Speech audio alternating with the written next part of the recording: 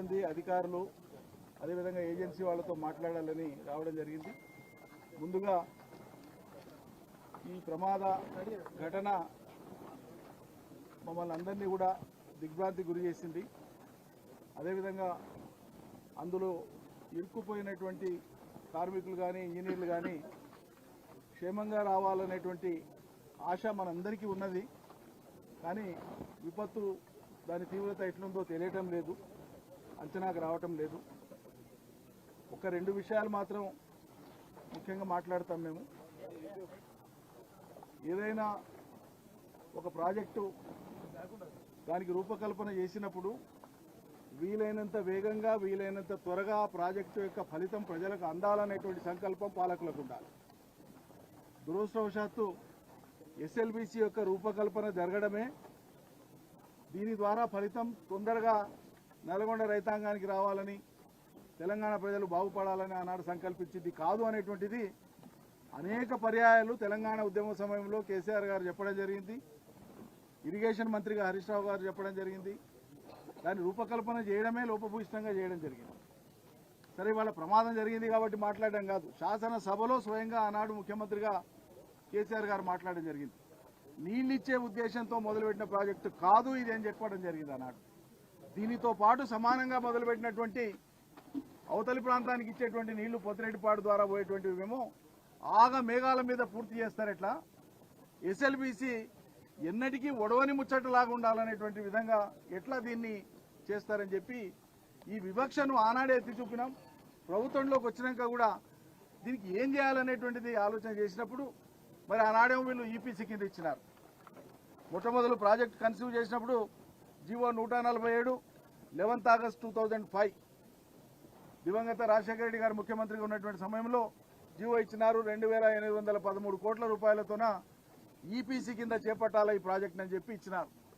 Investigation, survey, దానికి సంబంధించినటువంటి total estimates అంతా కూడా ఈపీసీ సిస్టంలో ఏజెన్సీ వాళ్ళే, జయప్రకాష్ అండ్ అసోసియేట్స్ ఏజెన్సీ వాళ్ళకే అప్పచెప్పినారు. వాళ్ళు చేసిన దాని ప్రకారంగానే ముందుకు పోయినారు.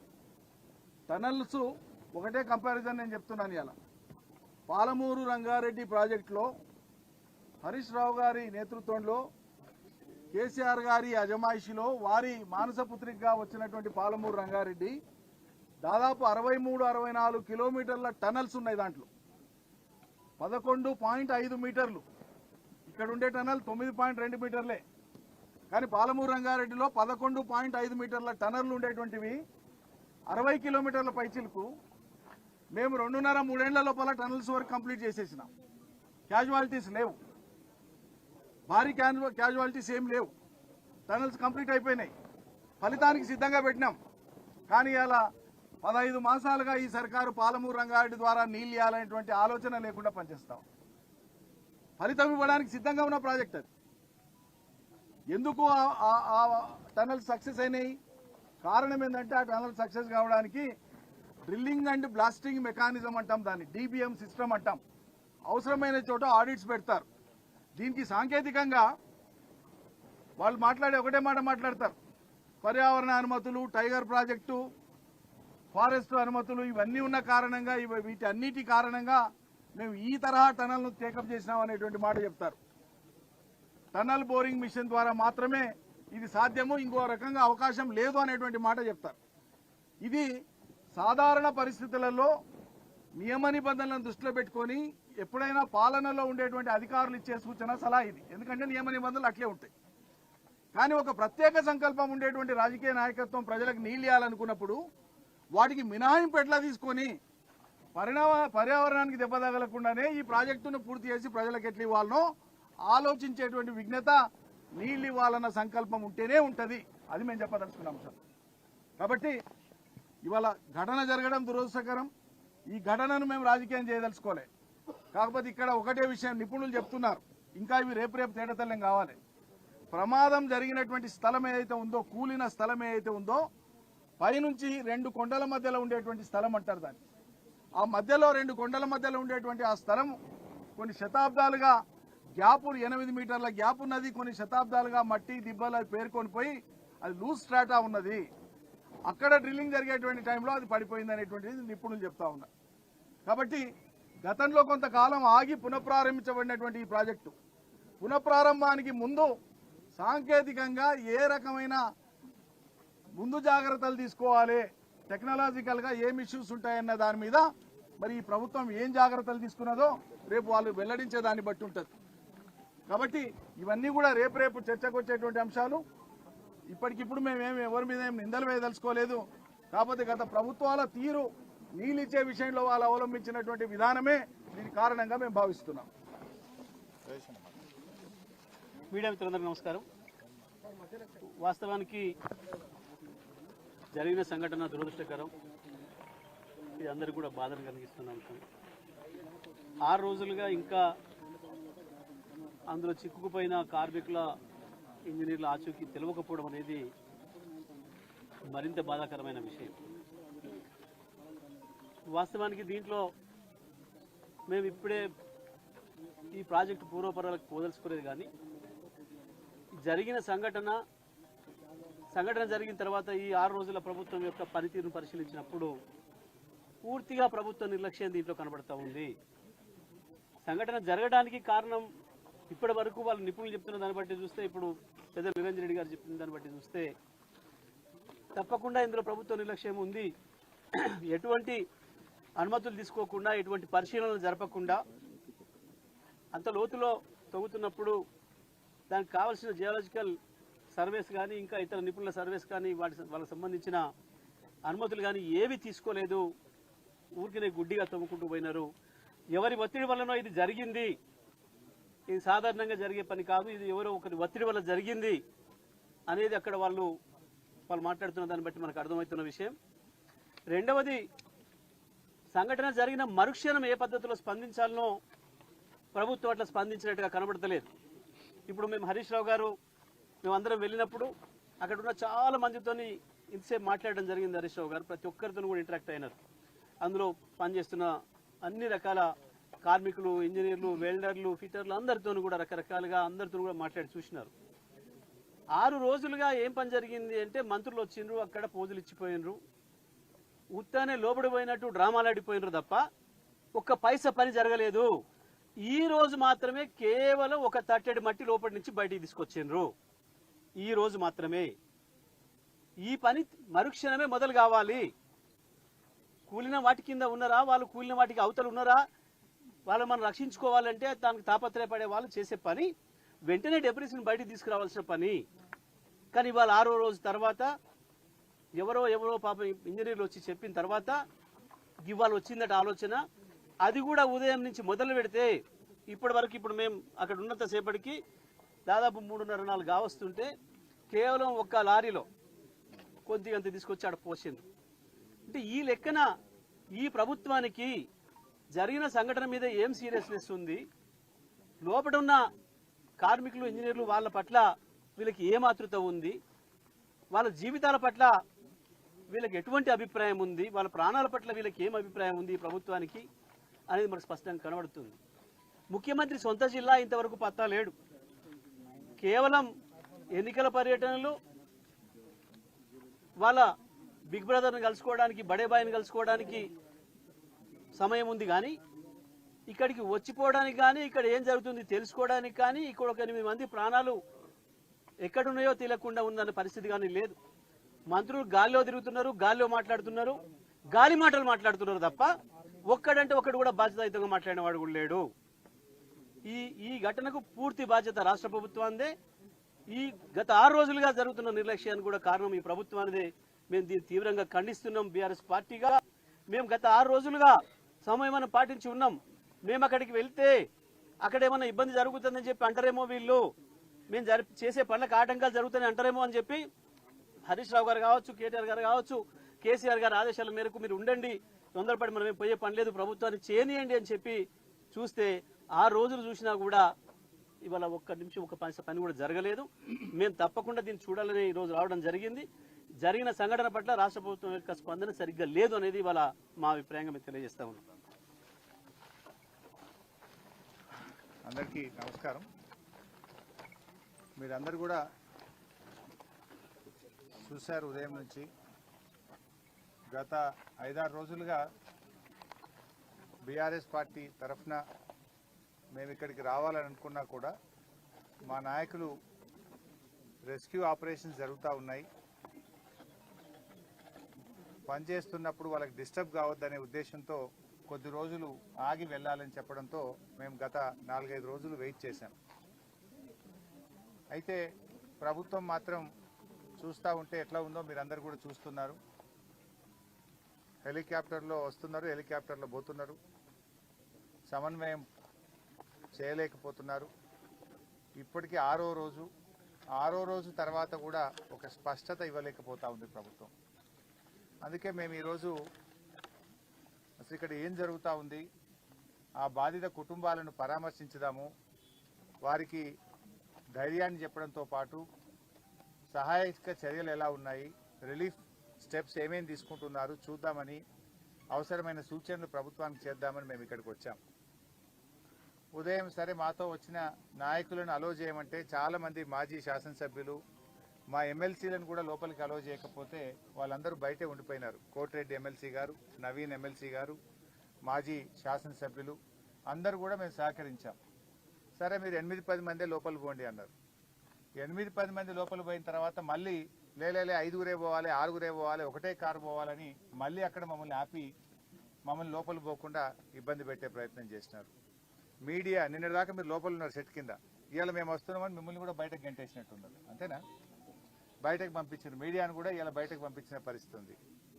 అంటే ఈ రకంగా కుటుంబ సభ్యుల్ని మేము కలుద్దామనుకుంటే వాళ్ళను కూడా కలవనీయకుండా ఇలా కుటుంబ సభ్యుల నుంచి కూడా ఇక్కడ నుంచి పంపించి వేసి దాచిపెట్టిన పరిస్థితి కనబడతా ఉంది. ఎందుకు అంత భయం? ఇవాళ ఒక ప్రతిపక్షం వస్తే ప్రధాన ప్రతిపక్షంగా బాధ్యతాయుతంగా మేము ఆ కుటుంబాలను ఓదార్చాలని, వారికి ధైర్యం చెప్పాలని, మాకు తోచిన సూచనలు ప్రభుత్వానికి ఇవ్వడానికి వస్తే ఎందుకు ఈ రకంగా మమ్మల్ని అడ్డుకునే ప్రయత్నం చేస్తున్నారో, ఆ కుటుంబ సభ్యుల్ని దాచిపెట్టే ప్రయత్నం చేస్తున్నారు. ఇవాళకి 6వ రోజు మేము లోపలికి వెళ్ళి ఎన్డీఆర్ఎఫ్ టీంతో కలిసాం. సరే నేను ఎన్డీఆర్ఎఫ్ సిబ్బందిని మనస్ఫూర్తిగా అభినందిస్తున్నా. వాళ్ళు చెప్పారు చివరి పాయింట్ వరకు మేము ఆల్మోస్ట్ 10 మీటర్స్లో చివరి పాయింట్లో 1.2 మీటర్స్ మాత్రమే స్పేస్ ఉంది, అక్కడి వరకు కూడా పాక్కుంటూ వెళ్ళి చూసాం, అక్కడ ఆక్సిజన్ లేదు, అక్కడి వరకు కూడా వెళ్ళి వచ్చామని చెప్పి ఎన్డీఆర్ఎఫ్ బృందం మాకు ఎక్స్ప్లెయిన్ చేసినది. వారి ప్రయత్నాన్ని నేను తప్పకుండా అభినందిస్తా ఉన్నా. అయితే అక్కడ అర్థమైంది ఏంటంటే, నేను చాలా మందిని కలిసాను. రైల్వే టీం ఉంది అక్కడ, సింగరేణి టీం ఉంది అక్కడ. అసలు మొత్తంగా చూస్తూ ఉంటే గత 5-6 రోజుల నుంచి వివిధ బృందాల మధ్య ప్రభుత్వం సమన్వయం సాధించడంలో పూర్తిగా ఫెయిల్ అయింది. లైక్ ఎన్డీఆర్ఎఫ్ ఉంది, నేవీ టీమ్స్ ఉన్నాయి, రైల్వే టీమ్స్ ఉన్నాయి, సింగరేణి టీమ్స్ ఉంది, ర్యాట్ హోల్ మైనర్స్ వచ్చారు, geological survey of India team వచ్చింది, హైడ్రా టీం వచ్చింది, ఎల్ఎన్టీ టీం వచ్చింది. Like that so many teams have come. ఇంతమంది మధ్యలో అసలు ఎవరు ఏం పని చేయాలి, హౌ టు గో ఫార్వర్డ్ అనే విషయంలో డైరెక్షన్ లెస్లో ఉన్నారు అందరు. ఒక స్పష్టమైన డైరెక్షన్ లేదు. 6 రోజుల వరకు డైరెక్షన్ ఇవ్వకుండా ప్రభుత్వం ఉంటుందండి? 6 రోజుల వరకు కూడా మీరు డైరెక్షన్ ఇవ్వకపోతే లోపల ఉన్న వాళ్ళ ప్రాణాలు ఏమవుతాయి? అసలు ఏ రకంగా ముందుకు పోవాలని నిర్ణయం తీసుకోవడానికి 6 రోజులు పట్టదా? ఇదేమన్నా టూరిస్ట్ ప్లేసా? మంత్రులు పొద్దుగాలు వస్తున్నారు, సాయంత్రం పోతున్నారు, సాయంత్రం వస్తున్నారు, పొద్దుగాలు పోతున్నారు హెలికాప్టర్ వేసుకొని. ఎలక్షన్ ప్రచారం పోతున్నారు. ముఖ్యమంత్రి ఇంతవరకు రాడు, డైరెక్షన్ లేదు. మంత్రి గారు రోజు సాయంత్రం వస్తుండు, పొద్దుగాలు వేసిపోతుండు. ఆడికి పోతుండు. ఇంతకంటే ముఖ్యమైన పని ఏముంటుంది రాష్ట్రంలో? అసలు ఒక డైరెక్షన్ ఇయ్యరా మీరు? ఎలా ముందుకు పోవాలి, వాళ్ళ ప్రాణాలు కాపాడడానికి రిలీఫ్ మెజర్స్కి ఒక స్పష్టమైన ఒక విధి విధానాన్ని, ఒక డైరెక్షన్ నిర్ణయించే బాధ్యత ప్రభుత్వానికి లేదా అని నేను అడుగుతా ఉన్నా. ఇవాళ 6వ రోజు ఇప్పటికీ కన్వేయర్ బెల్ట్ పనిచేయడం లేదు. You are not able to repair the conveyor belt. 6 రోజులు పడుతుందా కన్వేయర్ బెల్ట్ రిపేర్ చేయడానికి? It's a matter of hours. కొద్ది గంటలు కరెక్ట్గా డైరెక్షన్ ఇచ్చి ఉంటే కన్వేయర్ బెల్ట్ను మరమ్మతు చేస్తే ఆ లోపలుండే మక్కంతా కూడా బయటకు తేవడానికి అవకాశం ఉంటుంది. అది ఎందుకు లేట్ అవుతుందో, మరి ఎక్కడ డైరెక్షన్ మిస్ అవుతుందో నాకు తెలియదు. టనల్ బోర్ మిషన్ యొక్క పార్ట్స్, అది మీద నుంచి రాళ్లు పడి డెబ్రిస్ పడి కొన్ని పార్ట్స్ వంగిపోయినాయి, కొన్ని పార్ట్స్ చెల్లాచెదురుగా పడి ఉన్నాయి అన్నారు. అవి కట్ చేసి తీస్తే కానీ లోపల నుంచి మక్కు కానీ అక్కడ ఉన్న బురదను బయటకు తేవడానికి అవకాశం లేదు. అది కట్ చేయాలన్నా వద్దా అని నిర్ణయించడానికి 4 రోజులు 5 రోజులు తీసుకున్నారు. మరి 5 రోజుల లోపల ఉన్న వాళ్ళ ప్రాణాలు ఏం కావాలి? అది కట్ చేయాలని తొందరగా నిర్ణయం తీసుకొని ఫాస్ట్గా డీవాటరింగ్ చేసి ఫాస్ట్గా మీరు కన్వేయర్ బెల్ట్ని ఓకే చేసి లోపల ఉండే మక్కునంతా either by manual or by machine by hook or cook మీరు బయటకు తేవాల్సి ఉండే. 6 రోజుల తర్వాత తట్టడి మట్టి తెచ్చి తీయాలి. 6 రోజులు 8 ప్రాణాలు ఏమైతాయి? 8 మంది ప్రాణాలు కాపాడడం పట్ల మీకున్న చిత్తశుద్ధి ఇదేనా? అసలు ఏం జరుగుతుంది? అసలు డైరెక్షనే లేదు మీకు ఇంతవరకు. గా బెల్ట్ ఇప్పుడు మంత్రి గారి స్టేట్మెంట్ నేను టీవీలో చూశాను. 2 రోజుల్లో అంతా అయిపోతుంది, ఆపరేషన్స్ బయటకు వస్తారు అని మాట్లాడి. నేను అక్కడ అందరితో మాట్లాడాం. మా జగదీష్ అన్న చెప్పినట్టు లేబర్తో మాట్లాడినాం, వెల్డర్స్తో మాట్లాడినాం, జేపీ ప్రతినిధులతో మాట్లాడినాం, రాబిన్సన్ ప్రతినిధులతో మాట్లాడినాం, ఎన్డీఆర్ఎఫ్ టీంతో మాట్లాడినాం, అందరితో మాట్లాడినాం చాలా ఓపికగా. అసలు కన్వేయర్ బెల్ట్ ఎప్పటి వరకు అవుతుంది అని నేను అడిగితే 2 రోజులు పట్టొచ్చు సార్, 3 రోజులు పట్టొచ్చు సార్ అని ఒక ఆయన అంటుంది. మంత్రి గారేమో 2 రోజులు ఆపరేషన్ అయిపోతుంది, అంత బయటకు వస్తారని మంత్రి గారు చెప్తున్నారు. 6 రోజులైనా కన్వేయర్ బెల్ట్ ఉపయోగంలోకి రాదు. ఇంతవరకు డెబ్రీస్ ను లోపల నుంచి తెచ్చే పరిస్థితి లేదు. ఆ మిషన్ యొక్క పార్ట్స్ కట్ చేస్తే కానీ అక్కడ ఉండే బురద డెబ్రీస్ తీయలేము అంటే ఇవాళ మిషన్ కట్ చేయాలని నిర్ణయం తీసుకొని లోపలికి పోయిండ్రు అంటున్నారు. అది అయిందా కాలేదా తెలియదు. మేము అక్కడ ఎవరితో మాట్లాడే ప్రయత్నం చేస్తే కూడా వాళ్ళని పక్కకు తీసుకుపోతున్నారు, మాట్లాడినటువంటి పరిస్థితి కనబడుతుంది. టనల్లోకి వెళ్దామని ఆర్ఎస్ ప్రవీణ్ గారు మేము ప్రయత్నం చేస్తే మీరు టనల్లోకి వెళ్ళడానికి వీలు లేదు అంటారు. గౌరవ మంత్రులు శాసనసభ్యులు కూడా వచ్చి నిన్న పోయింది కదా, మరి వాళ్ళు శాసనసభ్యులు వేరే కాంగ్రెస్ పార్టీకి చెందిన వాళ్ళు పోయినప్పుడు గతంలో నీటిపారుదల శాఖ మంత్రిగా పనిచేశాము, వారు విద్యుత్ శాఖ మంత్రిగా పనిచేసినారు. వచ్చింది ఎవరండి? 3 ఎమ్మెల్యేలు, 5 మంత్రులు, 2 ఎమ్మెల్సీలు, బాధ్యత కలిగిన వాళ్ళమే వచ్చాం. మేము టనల్లోకి వెళ్తామంటే వెళ్ళడానికి వీల్లేదని నిరోధిస్తూ మాకు పర్మిషన్ ఇవ్వలేదు. అంటే మొత్తంగా ఒక గందరగోళమైన పరిస్థితి, ప్రభుత్వ వైఫల్యం మాత్రం కొట్టొచ్చినట్టు కనబడతా ఉంది. బాధ కలిగే అంశం ఏంటంటే మేమేమో బాధ్యతతో సంయమనంతో రిలీఫ్ మెజర్స్ కొనసాగాలి, పాపం ఆ 8 మంది ప్రాణాలతో బయటకు రావాలని మేము సహకరిస్తూ వచ్చాం. కానీ మీరేం చేస్తున్నారు? రాజకీయాలు చేస్తున్నారు. ఉత్తమ్ కుమార్ రెడ్డి గారు ఇక్కడ కూర్చొని మాట్లాడతాడు, గత ప్రభుత్వ నిర్లక్ష్యం వల్ల టనల్ కూలిందట. సిగ్గుండాలే మాట్లాడడానికి. ఏం మాట్లాడుతున్నాను? గత ప్రభుత్వానికి ఇక్కడ ఇప్పటికి ఏం సంబంధం? మీరు పని ప్రారంభించేటప్పుడు జియాలజికల్ సర్వే ఆఫ్ ఇండియా మీకు ముందుకు పోవడానికి అనుమతి ఇచ్చిందా? ఇస్తే రిపోర్ట్ బయట పెట్టండి. లేదు, national institute of rock mechanics వాళ్ళని పిలిచి మీరు వాళ్ళ యొక్క ఒపీనియన్ తీసుకొని ఇక్కడ ఒక వ్యాలీ ఉంది, ముందుకు పోవచ్చా, పోతే ఎలాంటి జాగ్రత్తలు తీసుకొని ముందుకు పోవాలో పర్మిషన్ అడగాలి. అడిగారా? ఉంటే రిపోర్ట్ బయట పెట్టండి. ఆదరబాదరగా ఆగమాగం చేసి ఇలా ప్రాణాలు బలిగా ఉన్నారు, ప్రాజెక్టు కుప్పగూలిపోయే పరిస్థితి తెచ్చినారు. ఇక్కడ నుంచి ఆయన మాట్లాడతాడు, అసలు గత ప్రభుత్వం పనే చేయలేదని మాట్లాడతాడు ఉత్తమ్ కుమార్ రెడ్డి గారు. మీరు చదువుకున్న వాళ్ళు, విజ్ఞానవంతులు, ఒక మంత్రిగా ఉన్నారు, రికార్డు చూసుకోండి. 9 ఏళ్ల కాంగ్రెస్ ప్రభుత్వంలో ఎస్ఎల్బీసీ ప్రాజెక్టులో 3,300 కోట్ల రూపాయల పని జరిగితే మా 9 ఏళ్ల బీఆర్ఎస్ పాలనలో 3,900 కోట్ల రూపాయల పని ఈ ప్రాజెక్టులో జరిగింది. అంటే మీకంటే 600 కోట్ల రూపాయల పని మేము ఎక్కువగా చేశాము. మాకు 2 ఏళ్లు వరుసగా కరోనా వచ్చింది. ఇంకా కరోనా వచ్చిన 10,000 లీటర్లు పర్ మినిట్ సీపేజ్ వచ్చినా, చాలా ఇబ్బందులు వచ్చినా కూడా దాదాపు 12 కిలోమీటర్ల టనల్ మేము పూర్తి చేశాము. దిండి బ్యాలెన్సింగ్ రిజర్వాయర్ ను, పెళ్లిపాక బ్యాలెన్సింగ్ రిజర్వాయర్ ను, ఈ ప్రాజెక్ట్ లో భాగంగా ఉన్నటువంటి రిజర్వాయర్లకు ల్యాండ్ ఎక్విజిషన్ R&R చేసి ఆ ప్రాజెక్టులను 90% పూర్తి చేశాము. నిజాలు ఇది. కానీ మైకుల ముందు నోటికి వచ్చినట్టు గత ప్రభుత్వం పనిచేయలేదని మాట్లాడతాడు. ఇంకో మంత్రి జూపల్లి గారు, మీరే సాక్ష్యం, 5 కిలోమీటర్లు చేసామట మేము. 12 కిలోమీటర్లు పనిచేస్తే ఆయన మా ప్రభుత్వంలో నేను నీళ్ల మంత్రిగా ఉన్నప్పుడు నాతో పాటు సహచర మంత్రిగా ఇదే టనల్లో నాయంబడి వచ్చిండు. ఆ రోజు లోపలికి వచ్చి చూసిండు, నాతో పాటు పనులను సమీక్షించిండు. ఇవాళ పార్టీ మారంగానే ప్లేట్ ఫిరాయించి నాలుక మడమ తిప్పిండు. మట్టబెట్టిండు. ఇదేం పద్ధతి నాకు అర్థం కాదు. దివాలకోరు దిగజారు రాజకీయాలు చేయకండి. ఇప్పుడు కూడా ఇంకా మేము చాలా విషయాలు మాట్లాడాల్సి ఉన్నా సమయం సందర్భం కాదని మేము వెయిట్ చేస్తూ ఉన్నాం. ఇప్పటికైనా సమన్వయం సాధించండి. ఆ బృందాల మధ్య వేగంగా డెబ్రిస్ తీయడానికి, ఆ డెబ్రిస్ తీస్తే కూడా మళ్ళీ పైనుంచి ఏమైనా కూలుతుందా, ఎలా ఉంటుంది అనేది కూడా ఎక్స్పర్ట్స్ ఒపీనియన్ తీసుకోండి. జాగ్రత్తగా చేయండి. పనిచేసే వాళ్ళ ప్రాణాలకు కూడా మళ్ళీ ఇబ్బంది రావద్దు.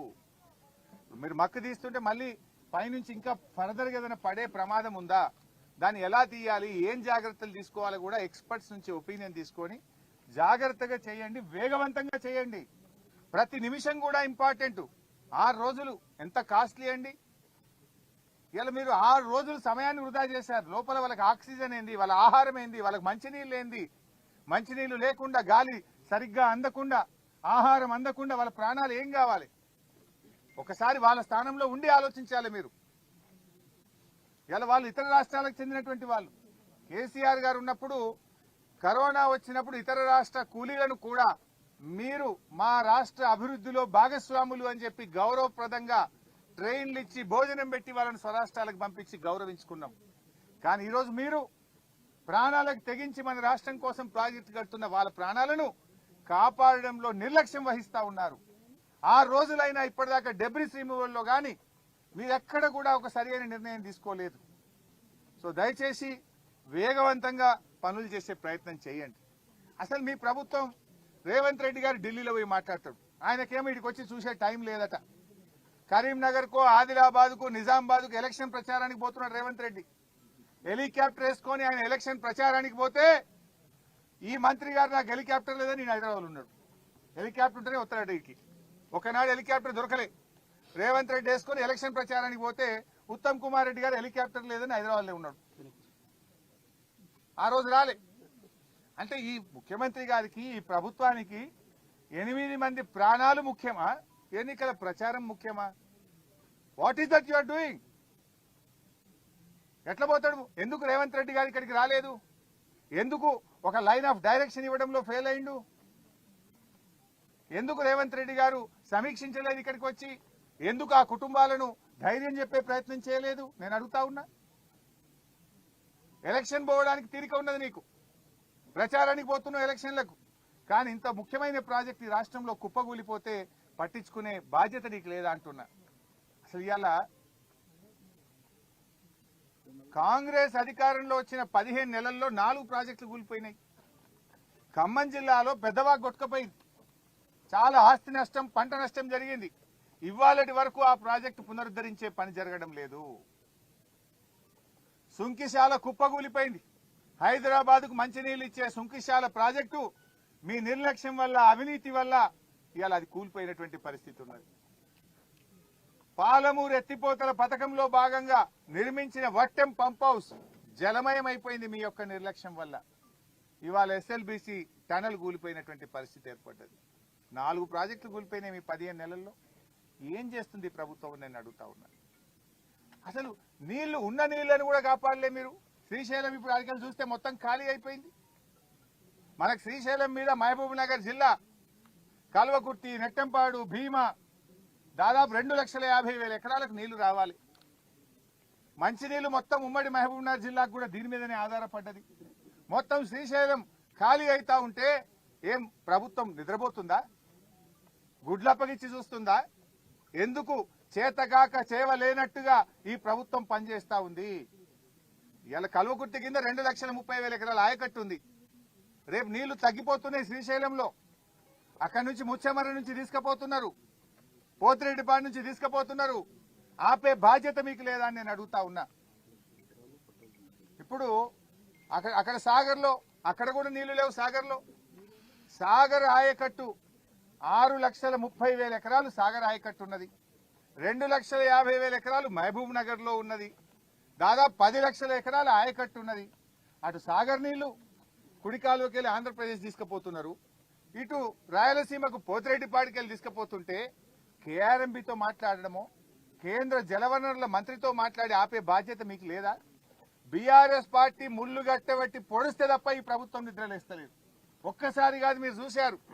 మొదటి కేఆర్ఎంబీ మీటింగ్ లోనే మన ప్రాజెక్టులన్నీ కూడా కేఆర్ఎంబికి అప్పగిస్తూ ఆ రోజు ఒప్పుకొని వచ్చిండ్రు. వెంటనే మా నాయకుడు కేసీఆర్ స్పందించి 10 ఏళ్లు మేము అప్పచెప్పలేదు, సెక్షన్ 3 కింద కృష్ణా నదీ జలాల పంపిణీ అయ్యే వరకు ప్రాజెక్టులు ఇవ్వమని చెప్పినాం, నువ్వు ఎట్లా ఇస్తావు అని కేసీఆర్ గర్జిస్తే అప్పుడు మేల్కొని అసెంబ్లీ పెట్టి లే మేము ప్రాజెక్టులు ఇవ్వం, మేము వాపస్ తీసుకుంటున్నాము అని అసెంబ్లీలో ఏకగ్రీవ తీర్మానం చేసిండ్రు. ఎప్పుడు కేసీఆర్ గర్జిస్తే మీరు తీర్మానం చేసిండ్రు. రెండవది, చంద్రబాబు నాయుడు గారు గోదావరి నీళ్లను ఆంధ్రాకు తీసుకుపోయే ప్రయత్నం చేస్తా ఉన్నాడు. ఆయన గోదావరి బంకచెర్ల లింకు పెట్టి 150 టీఎంసీల రిజర్వాయర్ కట్టి ఉన్న గోదావరి నీళ్లను కూడా ఆంధ్ర తీసుకుపోతుంటే కూడా ఈ ప్రభుత్వం నిద్రపోయింది.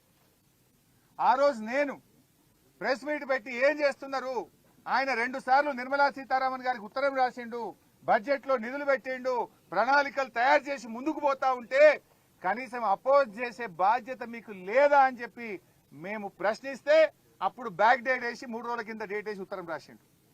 ఇదే ఉత్తమ్ కుమార్ రెడ్డి గారు. 3 రోజుల కింద డేట్ వేస్తావా నువ్వు? నిజంగా 3 రోజుల కింద ఉత్తరం రాస్తే అదే రోజు ఉత్తరం ప్రెస్ కు రిలీజ్ చేయాలి కదా.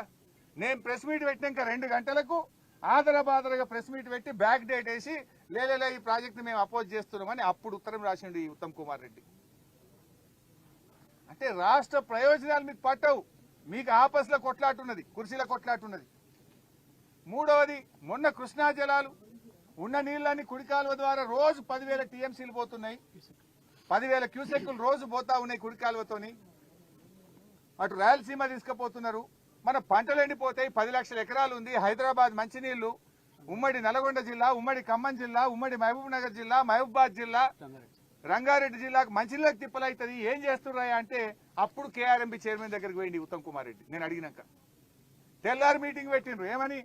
సెక్రటరీల మీటింగ్. అరే మా తెలంగాణకు అన్యాయం అవుతుంది, నీళ్ళని పోయినాయని గప్పుడు నిద్రలేసారు. అంటే ప్రతిపక్షం ప్రశ్నిస్తే తప్ప ఈ ప్రభుత్వం స్పందించడం లేదు. రాష్ట్ర ప్రయోజనాలు కాపాడడంలో ఈ ప్రభుత్వం పూర్తిగా ఫెయిల్ అయిపోయింది, విఫలం చెందింది.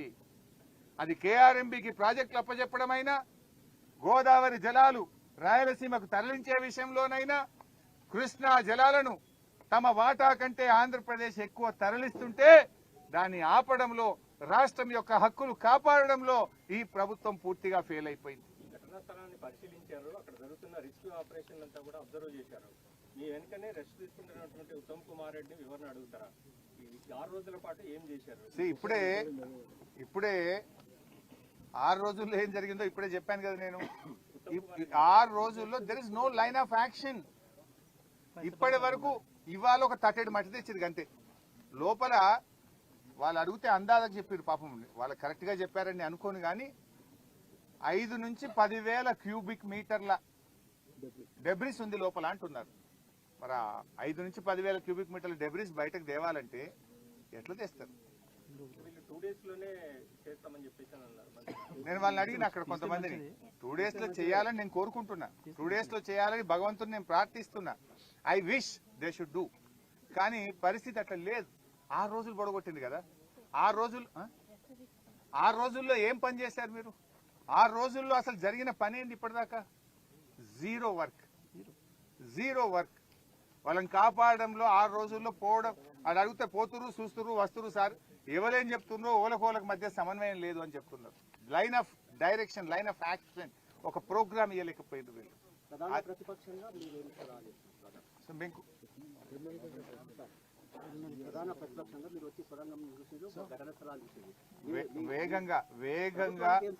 వేగంగా సహాయక చర్యలు చేపట్టండి. డెబ్రిస్ ను, ఆ కన్వేయర్ బెల్ట్ ను వెంటనే మరమ్మతు చేసి కన్వేయర్ బెల్ట్ మీద ఫాస్ట్ గా డెబ్రిస్ అంతా బయటకు తీసుకొచ్చే ప్రయత్నం చేయండి. 3 షిఫ్ట్లలో కూడా అవసరమైతే అదనపు ఎన్డీఆర్ఎఫ్ బృందాలను, సింగరేణిలో కోల్ మైనింగ్ లో అండర్ గ్రౌండ్ మైనింగ్ చేసేటువంటి టాలెంటెడ్ మైనర్స్ ను పిలిచి లోపలుండే డెబ్రిస్ ను ఆ ట్రైన్ ద్వారా కూడా తీసుకురండి. అదేవిధంగా మన కన్వేయర్ బెల్ట్ ద్వారా కూడా తీసుకురండి. సైమల్టేనియస్ గా రౌండ్ ద క్లాక్ 3 షిఫ్టుల్లో పనిచేసి వారిని కాపాడి వారిని తొందరగా బయటకు తెచ్చే ప్రయత్నం చేయాలని చెప్పి మేము కోరుతాం.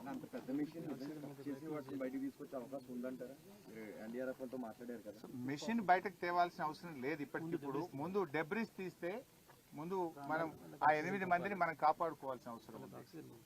వాళ్ళకి ఇంతవరకు ఆక్సిజన్ పంపే ప్రయత్నం మనం జరగాలి కదా. ఆ లోపల ఉన్న వాళ్ళకు వివిధ సోర్సెస్ లో మరి ఏ రకంగానన్నా ఇంకా లోపలికి పంపే ప్రయత్నం కానీ వాళ్ళని కాపాడుకునే ప్రయత్నం జరగాలి. ఇప్పుడు ఆ డెబ్రిస్ తర్వాత ఏముందో ఎవరికీ కనబడడం లేదు. మరి 6 రోజుల్లో ఇంతవరకు ఎందుకు డెబ్రిస్ తీయలేదు, ఎందుకు ఒక లైన్ ఆఫ్ యాక్షన్ చేయలేదు, ఎందుకు కన్వేయర్ బెల్ట్ ను ఆపరేట్ చేయలేదు, ఎందుకు ఉన్నటువంటి ఎగ్జిస్టింగ్ ట్రైన్ ద్వారా మీరు ఫాస్ట్ గా అక్కడ ఉండేటువంటి మడ్ ను కానీ డెబ్రిస్ ను తెచ్చే ప్రయత్నం చేయలేదు. ఒకవేళ ఆ మిషన్ యొక్క పార్ట్స్ అడ్డంగా ఉన్నాయి, అవి తొలగించడానికి ఇప్పుడు ఏదో అనుమతిస్తే ఇవాళ కట్ చేయడానికి పోయిందన్నారు. ఈ పని ఏదో 5 రోజుల కిందనో 4 రోజుల కింద ఎందుకు చేయలేదు? This is what we are asking.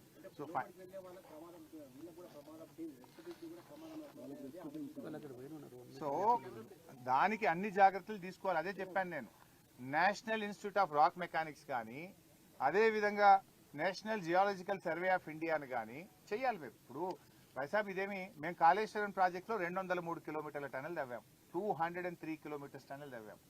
Palamuru Dindi ఎత్తిపోతల పథకంలో దాదాపు 100 కిలోమీటర్ల టనల్ తవ్వాం బీఆర్ఎస్ హయాంలో, 100 kilometres. Of course that tunnel is different, this tunnel is different, కానీ రిస్క్ ఆల్మోస్ట్ అదే రకమైనటువంటి జాబ్ ఉంటుంది. సో అలాంటిది మేము అక్కడ కూడా వచ్చింది. కాళేశ్వరంలో ప్యాకేజ్ 7 లో టనల్ మొత్తం కొలాప్స్ అయింది. 30 మీటర్లు గాలికి ఆకాశానికి సూర్యకిరణాలు వచ్చి టనల్ లోపల పడ్డాయి. అయినా మేము ఎక్స్పర్ట్స్ జమ్మూ కాశ్మీర్ నుంచి పిలిచాం, దాన్ని హ్యాండిల్ చేసినాం, జాగ్రత్తగా దాన్ని పూడ్చి ఇవాళ అద్భుతంగా దాని నుంచి ఇవాళ నీళ్లు ప్రవహిస్తున్నాయి. ఆ నీళ్లు ఇవాళ కాళేశ్వరం ప్రాజెక్టులో భాగంగా పంట పొలాలకు, హైదరాబాద్ కు, తెలంగాణకు ఇవాళ త్రాగునీరు కూడా అందిస్తా ఉన్నాం.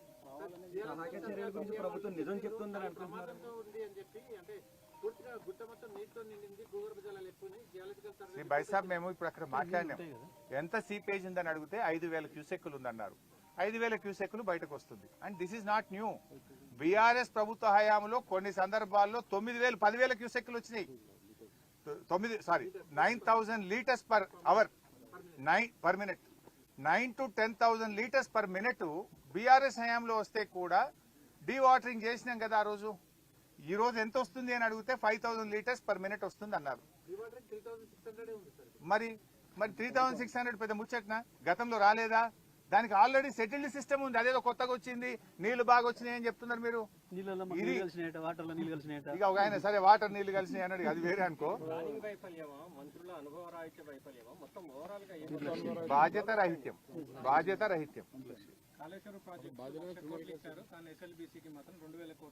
ఇప్పుడు చెప్పాను కదా బ్రదర్, వినలేదా మీరు?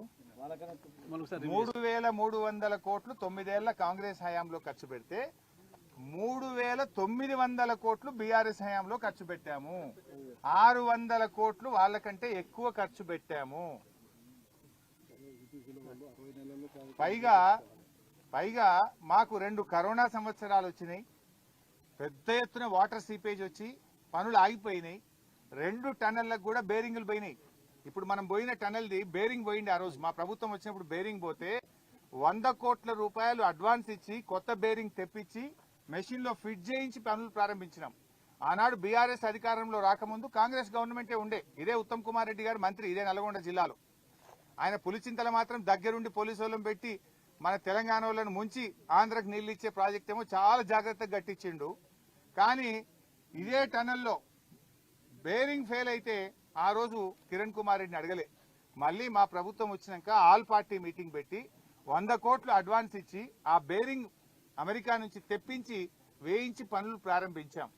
ద అదర్ సైడ్ కూడా అక్కడ కూడా బేరింగ్ ఫెయిల్ అయితే దానికి కూడా 100 కోట్ల రూపాయలు అడ్వాన్స్ ఇచ్చి ఆ బేరింగ్ కూడా తెప్పించి పనులు చేయించాం. అంటే మేము ఎంత సిన్సియర్ గా ఉన్నామని. నిజంగా మేము పక్కన పెట్టే అఖిలపక్షం పిలిచినాం. జానారెడ్డి గారు ఆ రోజు ఎల్ఓపి నాయకుడిగా అఖిలపక్షం మీటింగ్ కు అసెంబ్లీలో హాజరైంది. వీళ్ళిద్దరు కూడా వచ్చింది. కోమటిరెడ్డి గారు, ఉత్తమ్ కుమార్ రెడ్డి గారు కూడా అఖిలపక్షం మీటింగ్. ఆ రోజు కేసీఆర్ గారు ముఖ్యమంత్రిగా ఆయన అధ్యక్షతన జరిగిన మీటింగ్ వీళ్ళు ముగ్గురు కూడా వచ్చారు. వీళ్ళే అడిగితే 100 కోట్లు అడ్వాన్స్ ఇచ్చి కూడా పనులు చేపించాం. అంటే 2 సార్లు బేరింగ్ ఫెయిల్ అయితే 2 సార్లు 100 కోట్ల రూపాయలు అడ్వాన్స్ ఇచ్చి పనులు ముందుకు తీసుకుపోయే ప్రయత్నం చేశాం. డీవాటరింగ్ ప్రొవిజన్ లేకపోతే ప్రాజెక్టు పూర్తి కావాలనే మంచి ఉద్దేశంతో డీవాటరింగ్ కు ప్రభుత్వం సమ్మతించి కూడా పనులు ముందుకు తీసుకుపోయే ప్రయత్నం మేము చేశాం. 15 నెలలు ఇప్పుడు బేరింగ్ రిపేరింగ్. ఇవాళ ఇంకోటి అంటున్నారు మీరు. ఒక మిత్రుడు అడిగాడు పని. కాంగ్రెస్ గవర్నమెంట్ వచ్చి 15 నెలలు అయింది. 15 మీటర్లు తవ్విండ్రా వీళ్ళు? మరి 15 నెలల కాంగ్రెస్ ప్రభుత్వంలో 15 మీటర్లన్నా మీరు తవ్విండ్రా అని నేను అడుగుతున్నా. మమ్మల్ని అడుగుతున్నారు కదా. సరే మేము సమాధానం చెప్పినాం 12-13 కిలోమీటర్లు లోపల పోయినా కొద్దీ సీపేజ్ పెరుగుతుంది, మనకు రకరకాల సమస్యలు వచ్చినాయి, లూజ్ స్ట్రాటా వచ్చింది, అయినా మేము 13 కిలోమీటర్లు తవ్వాం. 2 బ్యాలెన్సింగ్ రిజర్వాయర్లకు పూర్తి చేసే ప్రయత్నం చేసినాం. 3,900 కోట్ల రూపాయలు మేము ఖర్చు పెట్టినాం. అయితే 15 నెలల్లో మీరు 15 మీటర్లు తవ్వినరా? బేరింగ్ రాలే ఇంతవరకు. వచ్చని ప్రెస్ మీట్లు రాసి విలేకరుల చేతులు అరుగుతున్నాయి కానీ బేరింగ్ వచ్చింది అయితే లేదు. చెప్పబట్టి ఇప్పటికో 100 ఉపన్యాసాలు కొట్టుంటారు వీళ్ళు. బేరింగ్ అయితే ఇంతవరకు రాలే. సో ఈ రకంగా ఇప్పటికైనా ఈ అనవసరమైనటువంటి రాజకీయాలు మానండి. ఎందుకు ఇవన్నీ కూడా నేను ఎందుకు మాట్లాడినా తెలుసా పైసా? ఇక్కడి నుంచే ఉత్తమ్ గారు మాట్లాడిండ్రు, ఇక్కడి నుంచే జూపల్లి గారు మాట్లాడిండ్రు, ఢిల్లీ నుంచి నిన్న ముఖ్యమంత్రి మాట్లాడింది కనుక నేను దానికి క్లారిఫికేషన్ ఇచ్చాను. యాక్చువల్గా మేము 5 రోజులు సంయమనంగా ఉన్నాం. తమ తప్పిదాలను తమ ఫెయిల్యూర్ను కప్పిపుచ్చుకోవడానికి మా మీద బురద చల్లే ప్రయత్నం చేసింది కనుక నిజానిజాలు ప్రజలకు తెలియడం కోసం మాత్రమే నేను చెప్పే ప్రయత్నం చేశాను. ఇప్పటికైనా రాజకీయాలు మానండి. యుద్ధ ప్రాతిపదికన అన్ని బృందాలను ఒక తాటి మీద నడిపి కన్వేయర్ బెల్ట్ ను ఓకే చేసి ఆ మక్కును బయటకు తీసుకొచ్చి వాళ్ళ ప్రాణాలు కాపాడే ప్రయత్నం చేయాలని బీఆర్ఎస్ పార్టీ పక్షాన కోరుతున్నాం.